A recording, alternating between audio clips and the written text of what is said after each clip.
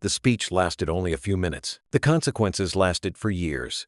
Long after the cameras were packed away and the room returned to silence, one decision continued moving through command offices, political corridors, and historical debate. Careers shifted. Trust fractured. Authority was quietly redrawn, not because of a battlefield failure, but because of what was said out loud in front of witnesses. At the time, no one expected it. The war in Europe was nearing its decisive phase. Victory felt organized, controlled, almost inevitable. The alliance wanted stability now, not spectacle. Messages needed discipline. Confidence had to look measured, not explosive. The hall was full of Allied officers, reporters, and recording equipment. Light reflected off polished buttons and brass insignia. Pens hovered above paper. Film reels turned steadily. Every word spoken in that room was about to be carried far beyond its walls. When the general approached the podium, familiarity replaced caution. He was trusted, proven, effective. His reputation was built on speed and certainty, on pushing forward when others hesitated. Soldiers admired him. The public believed in him. Even leadership accepted his rough edges because results followed. This moment felt routine. Another appearance, another confident address, another safe headline. That assumption was the mistake. Because modern war is not only fought with divisions and supply lines, it is fought with perception, restraint, and narrative control. A single sentence can shift alliances faster than any armored column. As the general prepared to speak, no one in the room understood that they were about to witness the beginning of a quiet reversal, one that would not explode, but slowly tighten around authority itself. The applause had not yet started, but the consequences already. The problem was never his skill. The problem was how much power that skill created. For years, George S. Patton had moved faster than the systems designed to contain him. Every success added weight to his authority, and every victory reduced the appetite to question him. When a commander delivers results consistently, hesitation disappears not only on the battlefield, but inside leadership itself. Patton became more than a general. He became momentum in human form. His operations advanced aggressively. His orders cut through uncertainty, and his presence reshaped the pace of entire fronts. Soldiers trusted him because progress followed wherever he stood. They did not follow him for comfort. They followed him for certainty. The public absorbed a simpler image. Newspapers framed him as unstoppable. Headlines turned confidence into legend. In a war hungry for symbols, Patton filled the role easily. His blunt language felt refreshing. His decisiveness felt reassuring. Complexity faded behind clarity. Allied leadership tolerated what would have been unacceptable in quieter men. Sharp edges were softened privately. Political discomfort was postponed. As long as victories continued, restraint felt optional.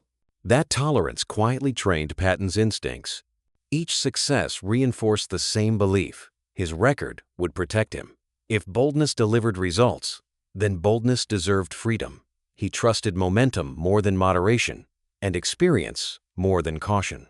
What he did not see was the slow shift beneath him. As the war approached its final phase, the alliance no longer valued disruption. Stability mattered, perception mattered, control mattered. The battlefield was shrinking, and the political stage was expanding. The qualities that once made Patton indispensable were beginning to create friction. His reputation was growing larger than the system surrounding him, and when reputation outgrows restraint, collision becomes inevitable. The warning did not arrive with urgency. It arrived quietly, almost casually, the way sentences do when no one expects them to matter. There were no raised voices, no witnesses, no formal reprimand, just a short moment, delivered without drama, inside a corridor, away from the cameras and the waiting crowd. General stopped talking. The words were not emotional, they were calculated. The concern was not military performance, but political stability. The war was entering a fragile phase where unity mattered more than personality and discipline mattered more than bravado. One careless sentence could travel across borders, distort alliances, and complicate negotiations already under strain. Patton listened. He did not interrupt. He did not argue. He absorbed the sentence the way seasoned commanders absorb thousands of instructions every year. On the surface, there was no resistance, no visible disagreement, just acknowledgement. But acknowledgement is not agreement. To Patton, speaking had never been dangerous. His words had always reinforced confidence, strengthened morale, and projected authority. His reputation had shielded him repeatedly from consequence. Caution felt unnecessary when momentum had always delivered results. The warning conflicted with everything his experience had taught him. Silence, to Patton, felt like surrender. Restraint felt like hesitation. He believed leadership required clarity, not containment. If honesty built trust, then filtering language felt artificial, even dishonest. He understood the sentence. He simply rejected its premise. Moments later, he walked toward the podium. The cameras already waiting. The audience already settled. The hallway conversation dissolved behind him, replaced by light, microphones, and expectation. The choice had already been made, not loudly, not dramatically, but permanently. Because once a warning is consciously ignored, the consequences stop being accidental. They become inevitable. The mistake people make is thinking a war ends when the shooting slows. In reality, that is when a different war begins. A quieter one fought with headlines, alliances, and the mood of entire populations. By late 1944 and early 1945, Europe was still burning in places, but the shape of victory was already being negotiated. And in that phase, words stopped being commentary. They became instruments. That is why a simple speech could become dangerous. The alliance no longer needed heroes who sounded unstoppable. It needed leaders who sounded stable, because the world was listening differently now. Not like soldiers listening for orders, but like governments listening for intent, like civilians listening for reassurance, like rivals listening for weakness. In that room, microphones were not just equipment, they were bridges. A sentence spoken there could cross oceans overnight. It could be translated, summarized, and printed without the tone that made it harmless. It could be quoted without the pause that gave it nuance. It could be repeated until it turned into something sharper than the speaker ever intended. Patton did not think this way. To him, directness had always been a tool. His blunt certainty moved men. It cut through hesitation. It produced action. In the earlier stages of war, that style looked like strength because the battlefield rewarded it. When tanks were moving and decisions were measured in minutes, clarity mattered more than delicacy. So Patton treated language the way he treated strategy. Push forward, speak plainly, let confidence do the work. But the environment around him had changed. Allied leadership was now fighting for unity as much as territory. Every partner had a political audience at home. Every announcement had to signal discipline. Any hint of recklessness could be turned into a weapon by critics or used to strain fragile cooperation. Victory was close enough that the world began asking not who can win, but who can be trusted after winning. That is where Patton's blind spot grew. He believed words faded because he had watched them fade before. He had said sharp things, stirred controversy, and then won another battle. The results covered the noise. The record absorbed the damage. Over time, that pattern becomes a lesson. It teaches a man that consequences are temporary. But consequences are not temporary when the war enters its political phase. In that phase, reputation stops being armor and starts becoming a target. Speech stops being personality and starts being policy. The first sentences sounded exactly as everyone expected. Confident, controlled, familiar. Patton spoke with the rhythm of a commander who had addressed rooms like this his entire career. His voice carried assurance, momentum, and certainty. He framed the war in direct language, emphasizing strength, resolve, and the inevitability of victory. Nothing felt reckless at first. Heads nodded. Pens began moving. Then the tone shifted. Not suddenly, not dramatically, almost invisibly. As Patton continued, his language became sharper, more absolute. Complex realities compressed into clean judgments. Strategic nuance dissolved into personal conviction. What had begun as confident leadership started leaning toward blunt certainty, the kind that leaves little room for interpretation inside the room, and even less once it leaves the room. Reporters wrote faster. They underlined phrases. They marked lines that would survive the rest of the speech. Because headlines do not carry balance, they carry impact. A sentence that feels ordinary when spoken can sound decisive when printed. A remark meant to motivate can appear provocative once stripped of tone and context. Patton was speaking to the room. The room was listening for the world. Microphones captured every inflection. Cameras preserved every pause.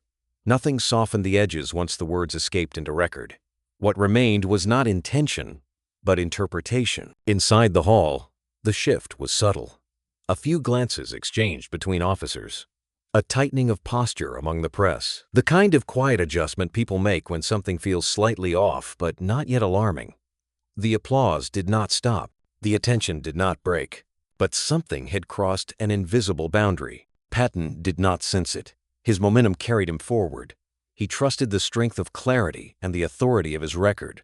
He spoke, as he always had, directly, confidently, without filtering for political fragility. The speech ended cleanly. Polite applause followed. Cameras shut down. Chairs moved. Conversations resumed. On the surface, nothing appeared wrong. But outside the room, the transformation had already begun. Editors selected their lines. Headlines sharpened meaning. Context dissolved. The message that traveled outward was no longer Patton's full voice. It became a simplified version, stronger, harder, and easier to react to. What he intended as straightforward confidence began to resemble something else entirely. Not leadership, not reassurance, but risk. And the world was about to read it that way. The reaction did not arrive with outrage. It arrived with discomfort. Across Allied headquarters, the reports circulated quietly. Senior officers read the headlines once, then again. Advisors compared phrasing. Political liaisons flagged specific sentences, not because they were inaccurate, but because they carried weight beyond their original intent. The concern was not what Patton had meant. The concern was what others would hear. In a war approaching its closing chapter, tone mattered more than bravado. The alliance was managing fragile partnerships, public expectations, and post-war positioning. Stability had become a strategic asset. Any appearance of recklessness risked undermining trust at precisely the moment unity needed to look unshakable. Patton's words did not sound reckless to soldiers. They sounded familiar, direct, confident, commanding. But to political leadership, they sounded different. They carried an edge of certainty that left little room for diplomacy. What felt like strength inside a military briefing could resemble arrogance once filtered through civilian interpretation and international scrutiny. Language does not live in one audience. It multiplies. A phrase that energizes one group can unsettle another. A confident statement can feel like provocation when removed from the environment that gave it balance. And once perception shifts, correction rarely travels as far as the original message. Inside command discussions, the mood shifted subtly. Conversations slowed. Questions surfaced where approval once followed automatically. The protective buffer around Patton's reputation began thinning, not through confrontation, but through recalibration. Leadership did not doubt his ability. They began doubting his restraint. Victory was no longer permission to speak freely. The margin for error had narrowed. Public confidence had to be protected as carefully as supply routes and alliances. The war was transitioning into a phase where discipline and behavior carried equal weight to brilliance in execution. Patton had built his authority in motion and pressure. The system around him was now demanding control and predictability. This created a quiet friction, not visible on the battlefield, not measurable in reports, but present in decision rooms where future assignments, access, and influence were quietly evaluated. Confidence, once admired, began to feel heavy. Certainty began to sound inflexible. Momentum began to look difficult to contain. The shield that success had built was no longer solid. Small fractures appeared, and once a reputation begins to crack, every sound echoes louder than before. Patton did not hear it yet, but the system had begun listening. Removing him looked simple on paper. In reality, it threatened to fracture something far more delicate than command charts. Among the soldiers who served under Patton, loyalty was not symbolic. It was earned in movement, in momentum, in the confidence that came from watching operations succeed when hesitation would have stalled them. His units advanced aggressively, adapted quickly, and trusted the clarity of his direction. For many, Patton represented progress itself. Morale followed him. Where he commanded, energy intensified. Decisions felt sharper. Purpose felt visible. Soldiers understood what was expected of them, and they trusted that momentum would carry them forward rather than leave them exposed.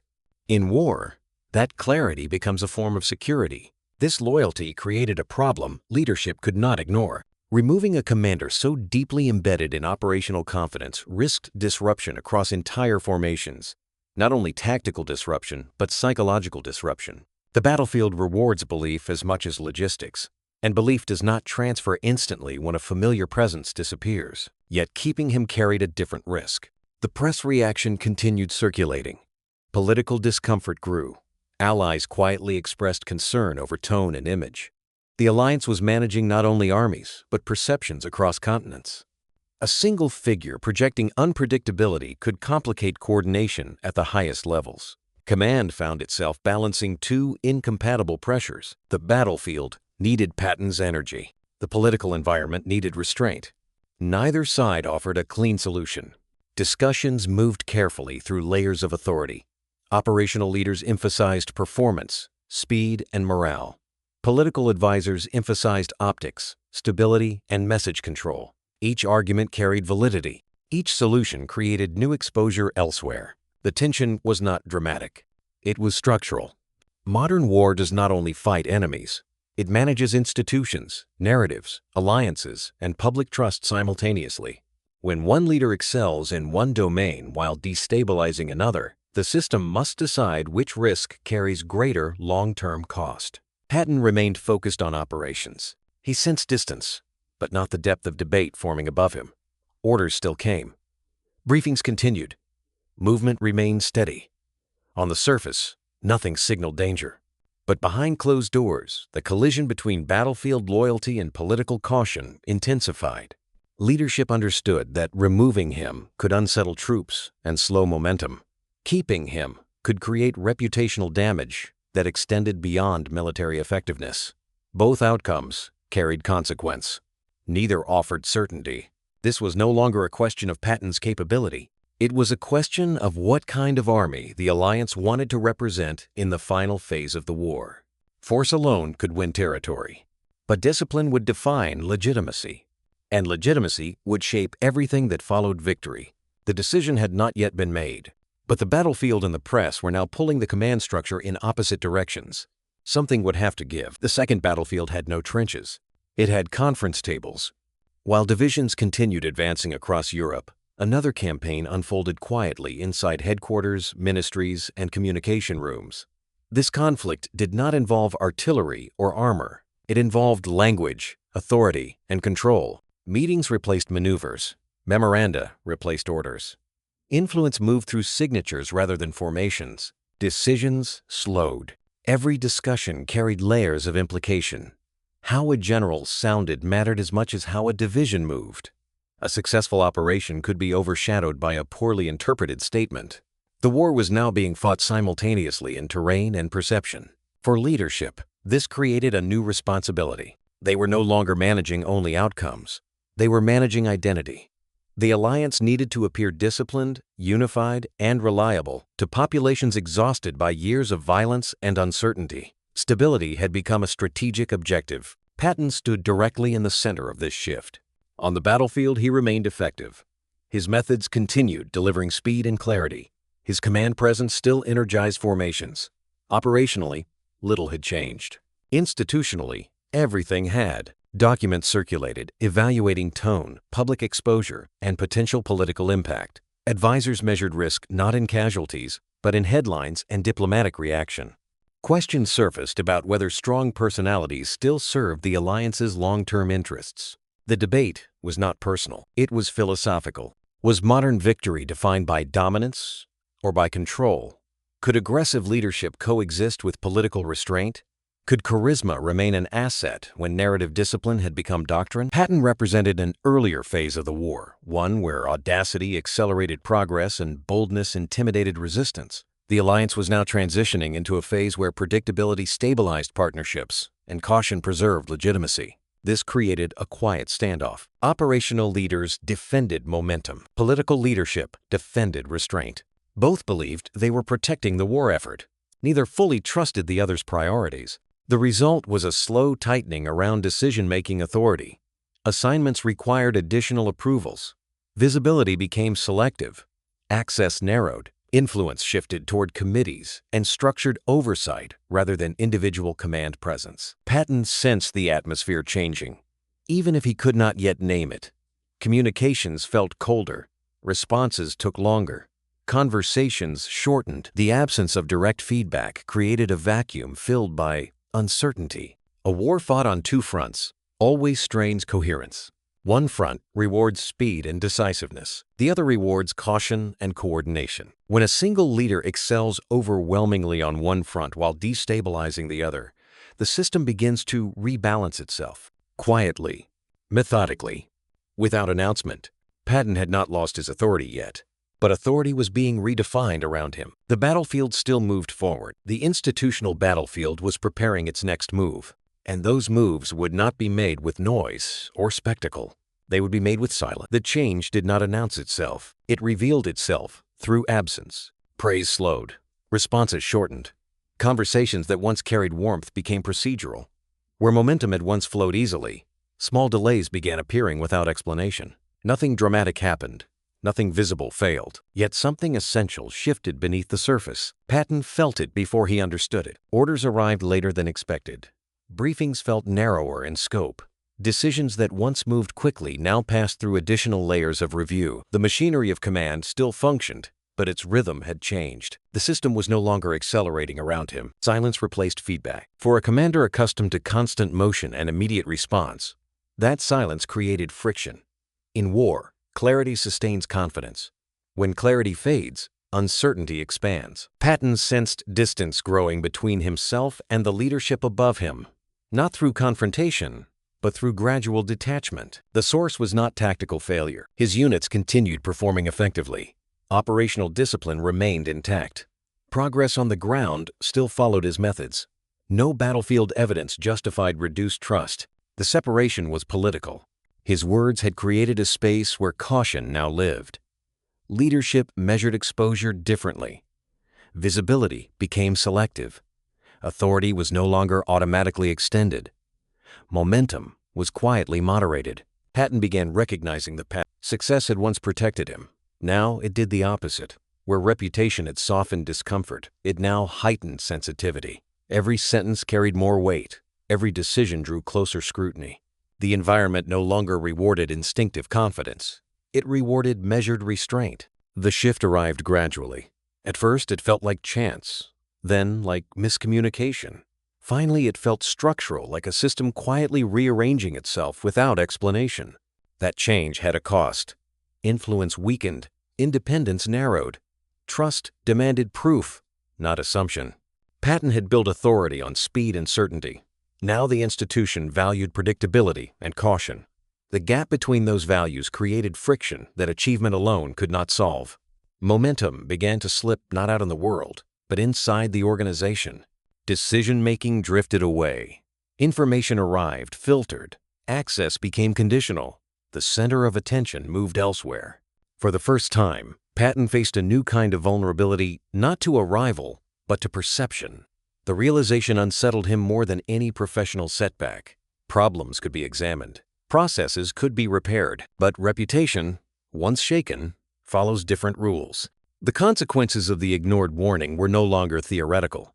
They were practical, they were personal, and they were difficult to reverse. Patton still held his position, but the distance between him and influence was growing.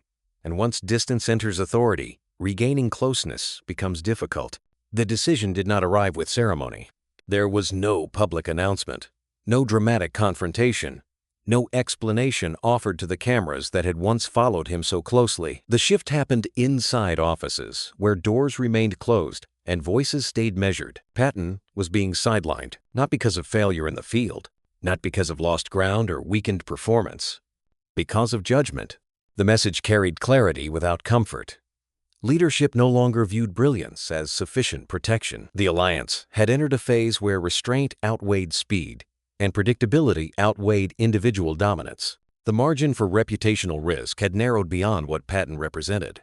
This was not punishment. It was recalibration. His operational role was reduced. Visibility narrowed. Authority redistributed. Decisions that once flowed through him now bypassed him. The machinery of war continued moving forward, but its center of gravity shifted elsewhere. For Patton, the impact was immediate and disorienting. A commander built on motion suddenly faced stillness. A mind trained for acceleration confronted waiting. His influence had not been violently removed, It had been quietly redirected. That quietness made the cut deeper. There was no enemy to confront, no battlefield to reclaim. Only absence. Absence of momentum. Absence of relevance. Absence of control. The sword had not been taken away. It had been sheathed by the institution that once wielded it proudly. Patton understood the implication, even if the language remained polite.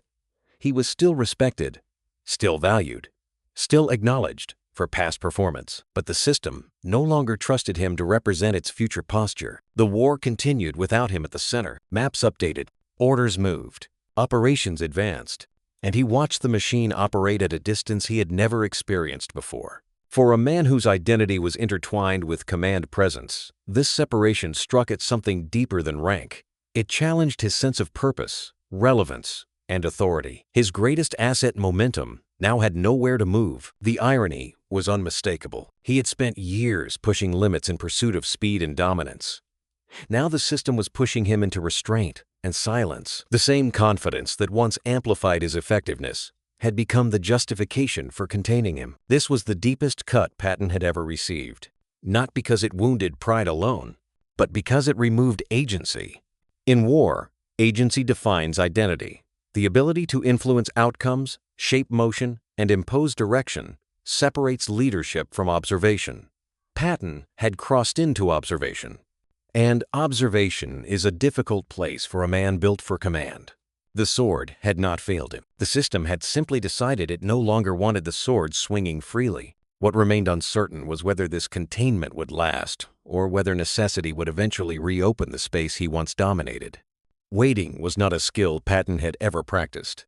His career had been built on motion, pressure, and constant engagement. Decisions moved quickly. Information flowed continuously. Momentum defined relevance. Now, for the first time, his days were shaped by absence rather than action. He watched the war continue without him. Maps updated across tables he no longer commanded. Briefings unfolded where his voice no longer shaped outcomes. Operations progressed through channels that bypassed his authority. The machinery he once drove now moved independently. For a commander trained to impose direction, this distance felt unnatural. Patton filled his hours studying reports, tracing routes on maps that he could not influence, anticipating movements he could not authorize. His energy had nowhere to discharge. The instincts that once translated into orders now remained suspended, unused. Silence became the dominant sound. Not the silence of peace, but the silence of exclusion. The absence of calls, requesting decisions. The absence of urgent consultation. The absence of friction that signals relevance. In that quiet, a new realization formed. For the first time in his career, words had defeated him. Not enemy fire, not logistical failure, not tactical miscalculation. Language. A few sentences had accomplished what no opposing army ever had. They had removed him from momentum itself. This recognition carried discomfort. Patton had always believed action defined leadership. Now inaction was being imposed upon him by the very institution he had served. Authority had become conditional. Influence had become distant. The waiting forced reflection he had rarely allowed. Reputation, he realized, does not grow indefinitely without resistance. At some point, it creates its own gravity, bending perception and increasing scrutiny. Control eventually reasserts itself against excess. Even when excess produces results, Patton began understanding the structural lesson embedded in his removal. Momentum without restraint invites containment. Confidence without calibration invites correction. Power without alignment invites isolation. The system was not attacking him personally. It was restoring equilibrium. That realization did not soften the experience. Waiting still felt like erosion. Each passing day reinforced separation from relevance. The longer the silence lasted, the more irreversible it seemed. He remained a general in title, but authority had shifted elsewhere, and that distinction weighed heavily. Yet beneath the frustration, something quieter emerged. Awareness. The warning he had dismissed now echoed with clarity. The sentence he had absorbed without agreement revealed its precision. The risk had never been military. It had always been institutional. For the first time, Patton recognized the boundary he had crossed. Not a battlefield boundary, a behavioral one. And boundaries, once crossed publicly, rarely reset quickly. What remained uncertain was whether waiting itself would become permanent or whether necessity would eventually reopen the door he had closed with his own words. Time did not repair the damage quickly. Weeks passed, then months. The war continued demanding movement, decisions, and leadership under pressure. Yet the space Patton once occupied remained carefully controlled. Waiting did not end abruptly. It thinned slowly, unevenly, without clear signal. Leadership began reassessing risk. Operational demands increased. New challenges surfaced. The need for experienced commanders never truly disappeared. Patton's abilities remained undeniable. His record could not be erased by a single episode, no matter how uncomfortable its consequences had become. But ability was no longer the only question. Trust had entered the equation. Not trust in competence, trust in restraint. The institution was no longer asking whether Patton could deliver results. It was asking whether he could operate within tightened boundaries, align with broader political discipline, and control the public shadow that followed him. This was a different evaluation than any he had faced before. Performance could be measured. Behavior could not. Leadership explored controlled reintegration quietly. Limited visibility. Narrow authority. Carefully structured roles that tested alignment without fully restoring independence. Each step carried monitoring, not punishment. Patton sensed the shift. Communications increased slightly. Briefings resumed cautiously. The silence loosened but did not disappear. He was being observed, not restored. Every interaction carried weight beyond the surface exchange. For a man accustomed to decisive autonomy, this conditional trust felt fragile. Momentum had once been automatic. Now it required permission. Confidence had once been self-justifying. Now it required calibration. The waiting had reshaped his awareness. He understood the stakes differently now. The war was no longer a pure contest of speed and pressure. It was an ecosystem of alliances, reputations, and political equilibrium. Leadership was no longer measured solely by battlefield effectiveness, but by institutional reliability. Patton's instincts had not changed. His context had. The question confronting leadership remained unresolved. Could a personality built for acceleration adapt to constraint? Could a commander, shaped by audacity, operate sustainably within a system demanding discipline and predictability? Could trust be rebuilt without reintroducing risk? Redemption in modern institutions does not arrive as forgiveness.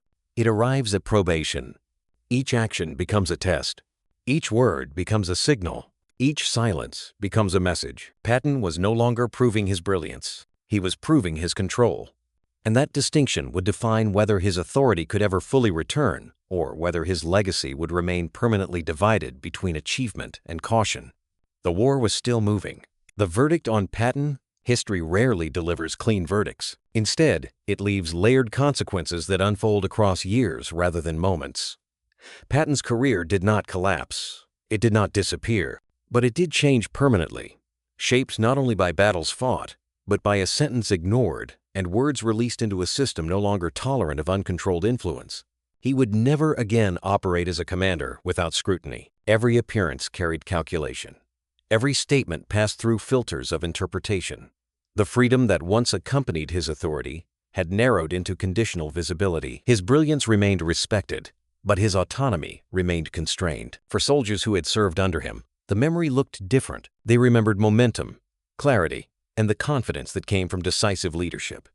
They remembered victories delivered with speed when hesitation might have cost lives. For them, performance outweighed personality.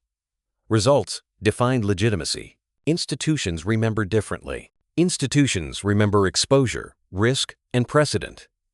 They remember how behavior affects systems beyond immediate outcome. They preserve lessons designed to prevent instability rather than reward audacity. What soldiers recall as strength, institutions often categorize as volatility. This divergence shapes historical debate. Some historians argue that the punishment exceeded the offense, that a moment of blunt language should not overshadow years of operational success. Others emphasize the structural necessity of discipline during politically sensitive phases of conflict. Both perspectives contain truth. Both reflect different priorities. What the incident ultimately revealed was the limit of individual personality in modern war. Earlier eras celebrated singular figures who shaped campaigns through force of will alone. Industrialized warfare, coalition politics, and mass communication changed that equation. Authority became distributed, Narrative control became strategic. Individual charisma began yielding to institutional alignment. Patton stood at the fault line of that transition. His instincts belonged to a world that rewarded aggressive independence. The system he encountered was evolving toward regulated leadership and message discipline. The friction between those models produced the consequences he absorbed. The cost was not humiliation. It was narrowing. Narrowing of influence. Narrowing of freedom. Narrowing of unpredictability. Even when Patton returned to meaningful command responsibilities, the shadow remained. The memory of the incident shaped how his words were interpreted and how his autonomy was granted. Trust did not disappear. It changed form. Every institution carries memory, not emotional memory, operational memory. It learns which patterns create stability and which introduce risk. Over time, it adjusts behavior accordingly. Patton became part of that institutional learning curve. Not as a failure, but as a boundary marker. The question of fairness never fully settled. Was the system too rigid? Or was it simply adapting to a new reality of warfare and communication? History does not answer such questions definitively. It preserves tension rather than resolution. That tension itself becomes instructive. Patton remained admired by many and questioned by others. His legacy became dual. Battlefield excellence. The incident did not remain isolated. It traveled quietly through command culture, training doctrine, and leadership expectations long after the headlines faded. What began as a single speech gradually reshaped how authority itself was understood within modern military systems. Control became policy, not as censorship, but as risk management. Leaders learned that visibility carried consequence, that public language created strategic exposure, and that perception could influence operational freedom. Discipline was no longer limited to formations and procedures. It expanded into behavior, tone, and communication. Future commanders inherited this lesson. Briefings became structured. Messaging protocols hardened. Media interaction shifted from improvisation toward coordination.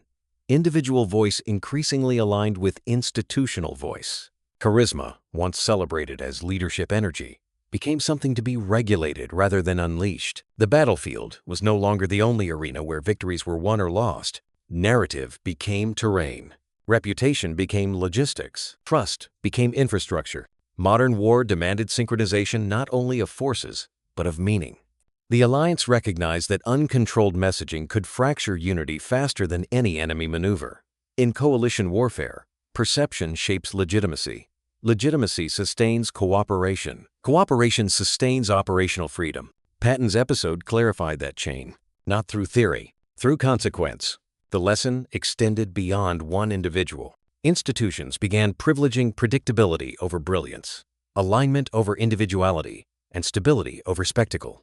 Leadership development shifted toward emotional control, public discipline, and strategic communication alongside tactical excellence. This recalibration did not erase decisive leadership. It reframed it. Commanders still needed clarity, speed, and confidence. But those qualities now operated within guardrails. Authority became conditional on trustworthiness as much as competence. The ideal leader balanced decisiveness with restraint, projection with precision. The war itself accelerated this evolution. As societies became more interconnected, information traveled faster, audiences expanded, and narratives shaped political pressure in real time. Leaders no longer spoke into isolated rooms. They spoke into global ecosystems of interpretation.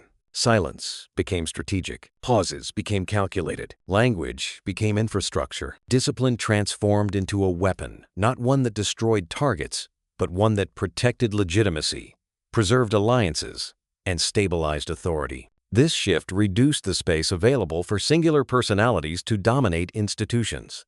Leadership became less theatrical and more procedural. Power distributed across systems rather than concentrated in individuals. The emotional cost of this evolution remained complex. Some viewed it as progress, a safeguard against impulsiveness and ego-driven risk. Others viewed it as dilution, a loss of human edge, creativity, and boldness that once accelerated innovation. Both perspectives carried validity, but the trajectory remained consistent. Modern war increasingly rewarded systems over personalities, consistency over charisma, reliability over improvisation. Patton's experience became a reference point, not publicly emphasized, but institutionally remembered. It shaped how commanders were evaluated, trained, and trusted in environments where communication carried equal weight to command. Leadership became performance in the truest sense. Not spectacle, but consistency under scrutiny. The battlefield expanded beyond geography. Some consequences do not announce themselves as endings. They settle quietly into a life and reshape its direction without ceremony. Patton eventually returned to meaningful command. He fought effectively again. His instincts for speed, pressure, and operational clarity remained intact. The battlefield still recognized his competence, but he was never unchanged. Every appearance now carried calculation. Every word traveled under scrutiny. The freedom that once accompanied his authority had narrowed into disciplined visibility.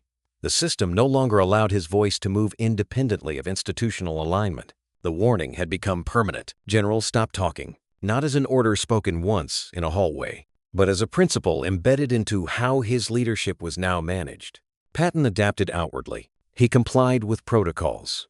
He measured tone. He navigated the tightened boundaries with professionalism. Yet internally, the adjustment carried weight.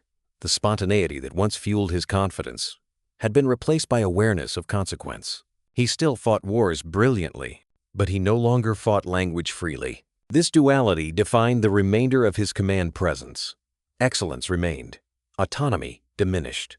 The cost of a single ignored sentence continued shaping every interaction that followed. History remembers Patton in parallel frames. One frame captures the aggressive commander who pushed armies forward when hesitation threatened momentum. The other captures the figure whose words revealed the invisible limits of authority in modern war. Both are accurate. Neither exists without the other. The incident demonstrated a deeper truth. The most dangerous enemy Patton ever encountered was not a foreign army, a fortified position, or logistical scarcity. It was the moment he underestimated restraint. It was the assumption that reputation could permanently shield behavior from consequence. Language proved more powerful than armor, not because it destroyed visibly, but because it reshaped trust invisibly. His speech traveled farther than any tank, not across territory, but across perception, not across borders, but across institutional memory. The sentence he ignored outlived the applause, the headlines, and even many of the campaigns that followed. It embedded itself into leadership doctrine, into the psychology of command, and into the evolving understanding of power. Patton won battles with decisiveness. He nearly lost authority by refusing to slow his voice. The lesson is not about silence. It is about timing. It is about alignment. It is about recognizing when strength must shift from expansion to containment. Modern leadership does not reward only courage. It rewards calibration. It does not punish confidence. It limits its unchecked expression. The war ended. The transformation of authority did not. Patton's story became more than a biography of victories and controversies. It became a marker of transition from individual dominance toward institutional discipline, from charisma toward control, from voice toward restraint. History rarely remembers moments of silence, but it remembers the moments when silence should have been chosen. Because sometimes the most consequential action a leader can take is not to advance, not to command, not to speak, but to stop.